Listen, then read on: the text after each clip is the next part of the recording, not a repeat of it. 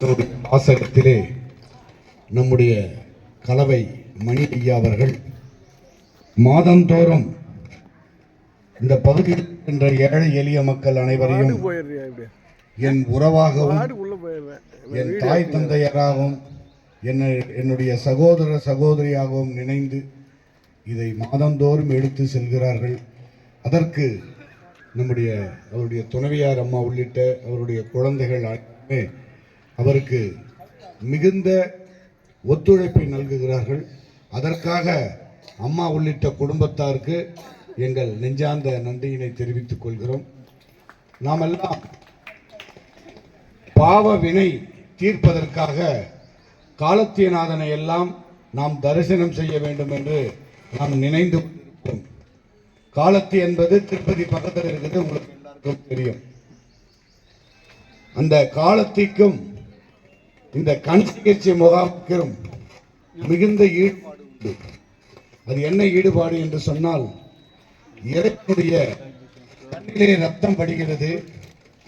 அந்த ரத்தம் வடிகின்ற வகையில் அந்த கண்ணப்பர் என்கின்ற என்ன சரியா மைக்கு வேலை செய்ய மாட்டேன் பேரெடுத்து, அது மட்டுமல்லாமல் நாம் எந்த சிவன் ஆலயங்களுக்கு சென்றாலும் 63 நாயன்மார்களை நாம் வணங்குகிறோம்.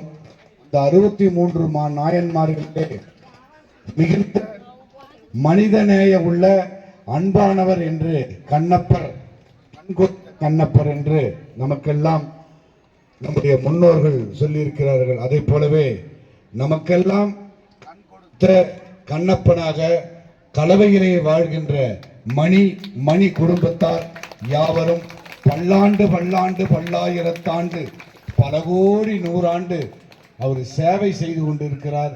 அவர்கள் குடும்பத்தார் யாவரும் வழி வழியாக இந்த தொண்டினை செய்வதற்கு எல்லாம் வல்ல இறைவன் அவர்களுக்கு துணை நிற்பான் என்று அன்போடு தெரிவித்துக் கொண்டு, நான் நினைப்பதெல்லாம் திருப்பதி ஏழுமலையான் வேறு எங்கும் இல்லை, பத்மாவதி தாயார் வேறு எங்கும் இல்லை. நமது கலவை தங்க மாளிகைக்கு சென்றால் ஐயா திருப்பதி ஏழுமலையானையும் அம்மா பத்மாவதி அம்மாவையும் 2 பேருமே நம்ம தரிசனம் செய்திடலாம். ஏன்னா நிறைய பேருக்கு இந்த பகுதியில் இருக்கிறவங்க என்ன தவிர உங்களுக்கு எல்லாருக்குமே தெரியும், நம்ம வீட்டில் ஒரு நல்ல நிகழ்ச்சினா என்ன பண்ணோம், முதல்ல தங்கம் எடுக்கணும். யார் கடைக்கு போறோம்? மணி கடைக்கு போறோம். மணி கடைக்கு போன உடனே ஐயா என்னுடைய மகனுக்கு திருமணம், எங்க வழக்கப்படி அந்த தாலியை செய்து தர வேண்டும் என்று ஒரு வார்த்தை தான் சொல்லுவார். அப்பா எவ்வளவு செய்யணும் அது மட்டும் தான் கேட்பார். பணம் காசுன்றது அவர் யாரிடத்திலுமே பணம் கொடுங்கன்னு யாரையாவது கேட்டுக்கிறாரா? நம்மளா கொடுத்தாதான் வாங்கிக்குவார். இந்த பகுதியில தங்கம் என்கிறது நமக்கு எட்டாத பொருள். தங்கம்னாவே கண்டிப்பா எல்லாருக்கும் என்ன விலைவாசி ஏறின்னு இருக்குது, யாருக்கும் எட்டாத பொருள். நமக்கு தங்க மாளிகை, தங்க மாளிகை இருக்கும் போது உங்களுக்கு யாருக்காவது கவலை இருக்குதா? தங்க எடுக்கலன்னு கவலை இருக்குதா? பொண்ணுக்கு கல்யாணம் ஆகணும்னா கவலை இருக்குதா? பிள்ளை கல்யாணம் ஆகணும்னா என்ன கவலைப்படுறீங்களா? நேரா போன உடனே திருப்பதி ஏழுமலையான இடத்துல பத்மாவதி இடத்திலும் எங்களுக்கு இந்த நகை வேண்டும் என்று நீங்க சொன்ன உடனே அவர்கள் செய்து தந்து பில்லு கூட கொடுக்க மாட்டாங்க. நீங்களா கேட்டாதான் பில்லு கொடுக்குறாங்க. அப்படிப்பட்ட உயர்ந்த எண்ணத்தோடு வாழ்கின்றவர், சமுதாய சிந்தனை. அதாவது நாங்கள்லாம் இருக்கிறேன்னு சொன்னாக்கா, நான் எங்க வீட்டில் இருக்கிறவங்க சொந்தக்கார இப்படித்தான் நாங்கள்லாம் பார்த்து கொண்டு இருக்கிறோம்.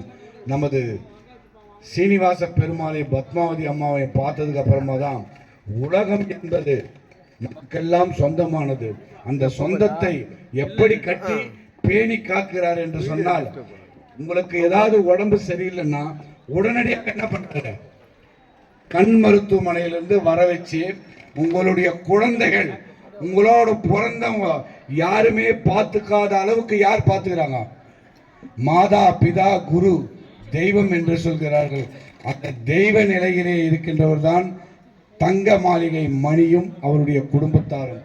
நாம் இணைந்து செய்யக்கூடிய வேலை என்ன சொன்னால், நீங்க ஒன்றும் சொல்லக்கூடாது, அவர்களுக்கு நன்றாக இருங்கள், நன்றாக வாழுங்கள், அதை நாங்கள் பார்த்து கொண்டே இருக்கிறோம் என்று நம்ம வாழ்த்து சொன்னால் அவர்கள் குடும்பத்தார் ஆயிரம் ஆண்டுகள் சிறப்பாக வாழ்வார்கள். ஏன்னா ஏழையினுடைய கண்ணீர் தான் கூரிய வாள்னு சொல்லிட்டான். ஏழையினுடைய கண்ணீர் கூரிய வாள்னு சொல்லிட்டான். அதனால நீங்கள் செய்கின்ற, உங்களுக்கு தெரிஞ்சு இப்படி செய்யணும் அப்படி சாமி கும்பிடணும் இல்லை, நல்லா இருப்பா மணி, நல்லா இருப்பா அவங்க குடும்பத்தார், அவ்வளோதான், அதுவே போதுமானது. அப்படி செய்கின்ற செயல்களுக்கெல்லாம் திருப்பதி ஏழுமலையானும் பத்மாவதியும் செய்து கொண்டிருக்கின்ற வேலைகளுக்கெல்லாம் எப்படி துணை வர வேண்டும் என்று சொன்னால், திருத்தணிகை முருகன் வழியெல்லாம் துணை வர வேண்டும். அவர்கள் எங்க செல்றாங்களோ அவர்களுக்கு முன்னாடி யார் போனோம்? திருத்தணி முருகன் முன்னாடி வழி காமிச்சுனே போனோம். யார்? இவங்க மாப்பிள்ளை தான், சீனிவாசனுடைய மாப்பிள்ளை. திருத்தணிகை முருகன் வழியெல்லாம் துணை வர வேண்டும் என்று வாழ்த்தி, திருத்தணியில் உதித்தருளும் ஒருத்தன் மலை விருத்தன் என துளத்தில் உரை கருத்தன்மையில் நடத்துவன் வேலே, செயற்கரிய திருப்புகழை உரைத்தவரை அடுத்த வகை அறுத்தெறிய உருக்கியழு மறைத்த நிலை காணும் துதிக்கும் அடி எவர் ஒருவர் கெடுக்க இட நினைக்கின்றவர் அவர் குலத்தை முதல் அறக்கொலையை எனக்கு துணையாகும் என்று வேல்மாறல் இவர்களுக்கு துணையாக இருக்கும் என்று நினைந்து, நேரம் சிறிது நேரம் ஆகிவிட்டதுக்காக எங்களை எல்லாம் மன்னித்தருள வேண்டும் என்று கூறி, இந்த மருத்துவர்களுக்கும் மருத்துவ குழுவோடு வந்திருக்கிற செவிலியர்களுக்கும் நமது இமைகள் அறக்கட்டளை சார்பாக இந்த மாதத்திலிருந்து இதற்கு துணையாக வருகிறேன் என்று சொல்கின்ற இமைகள் அறக்கட்டளைக்கும், ஆற்காடு சவிதா லேப்பிலிருந்து வந்திருக்கக்கூடிய செவிலியர்களுக்கும் நல்வாழ்த்துக்களை தெரிவித்து, இந்த விழாவானது 194 200 என்பது மிக சிறப்பாக நடைபெற வேண்டும் என்று தங்க மாளிகையிடம் கூறியிருக்கிறேன். அது தங்க மாளிகை மாதிரியே நடக்கும் என்று அன்போடு தெரிவித்து கொண்டு, உங்களை எல்லாம் ஒரு சேர இதற்கு முன்ன பார்த்துக்கிறேன் கொரோனா டைமில். அப்போ இதுவே நடத்த முடியாத ஒரு சூழ்நிலை கொரோனால. அப்போ மாவட்ட ஆட்சியர் வந்து இங்கே தொடங்கி வைக்கிற மாதிரி ஏற்பாடு பண்ணி அதை நடத்தினோம். இப்போ வந்திருக்கிறோம். அடுத்த முறையாக 2வது முறை வரும்போது எங்களுக்கும் மொத்த புண்ணியத்துமே பெருமாளும் பத்மாவதியும் வாங்கிக்கிறாங்க. நானும் கணேசன் கொஞ்சம் கேட்குறோம், கொஞ்சம் புண்ணியத்தை கொஞ்சம் கேட்குறோம், கொஞ்சம் கொடுங்கன்னு அன்போடு தெரிவித்து கொண்டு, இந்த நிகழ்வானது இந்த பகுதியில் யாரும் செய்யாத வேலையை செய்து கொண்டு இருக்கின்ற சீனிவாச பெருமாளும் பத்மாவதியும் எப்படி திருப்பதியிலே வாழ்ந்து கொண்டு கீழே பத்மாவதி அம்மா வாழ்ந்து கொண்டு இருக்கிறார்களோ அதை மாதிரி அவர்கள் வாழ வேண்டும். நானும் கணேசனும் பார்த்து கொண்டே இருக்க வேண்டும் என்று எங்களுடைய ஆசையை தெரிவித்துக் கொண்டு, உடன் வந்திருக்கக்கூடிய பெல் பிரபு ஐயா அவர்களுக்கும், ஜோதிலிங்கேஸ்வரர் அறக்கட்டளையினுடைய நிறுவன தலைவர் நம்முடைய ஜெய்மாருதி அவர்களையும், நமது நறுவி மருத்துவமனையிலிருந்து வந்திருக்கக்கூடிய அன்பு தம்பி ஆதி சாய்பாபா அவர்களையும் போற்றி இந்த நிகழ்ச்சியானது சிறப்புடன் நடைபெற எங்களால் முடிந்த உதவிகளை எப்போதும் செய்வோம் என்று கூறி, மருத்துவர்களுக்கு நல்வணக்கத்தை கூறி அந்த நல் நிகழ்ச்சியை தொடங்குமாறு அன்போடு அழைக்கிறேன்.